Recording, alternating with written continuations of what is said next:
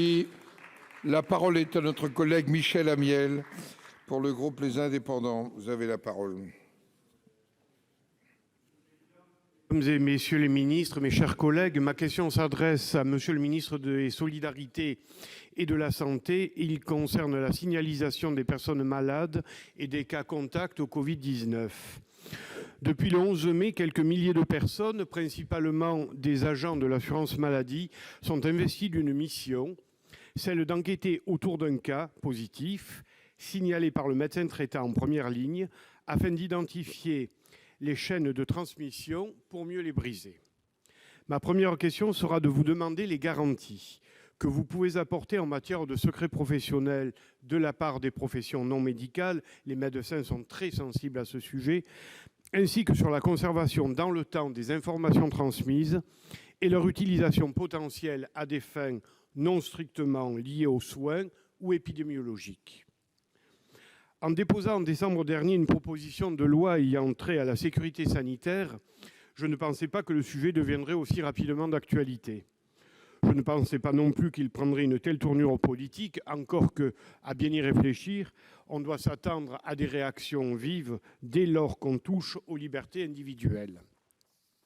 Dès lors, ma seconde question est de vous demander s'il ne serait pas utile d'inscrire cette proposition de loi à l'ordre du jour de l'Assemblée nationale afin d'en sortir d'un régime de l'urgence pour entrer dans un régime de droit commun.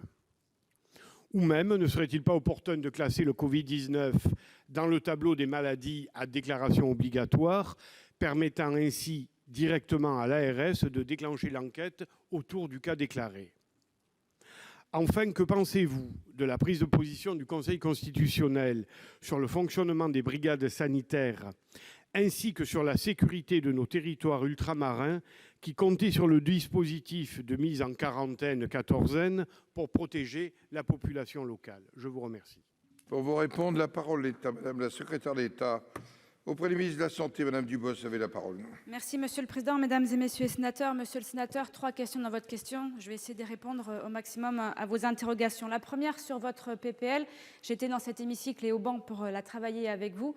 Nous veillerons à ce qu'elle puisse poursuivre son travail et qu'elle puisse être acheminée vers l'Assemblée nationale de façon à ce que ce sujet aille jusqu'au bout par rapport à vos propositions. Concernant votre question qui permet de revenir sur les inquiétudes et les interrogations sur le contact Covid. L'article 11 de la loi prorogeant l'état d'urgence sanitaire a été discuté et amendé la semaine dernière. C'est un dispositif transitoire pour réussir la stratégie de déconfinement. Je voudrais être très claire, ce dispositif s'inscrit pleinement, à plusieurs niveaux, en lien avec la déontologie médicale. Le ministre a eu un échange avec son président Bouet, à cet égard. Mais aussi avec les libertés individuelles par un encadrement strict par la CNIL.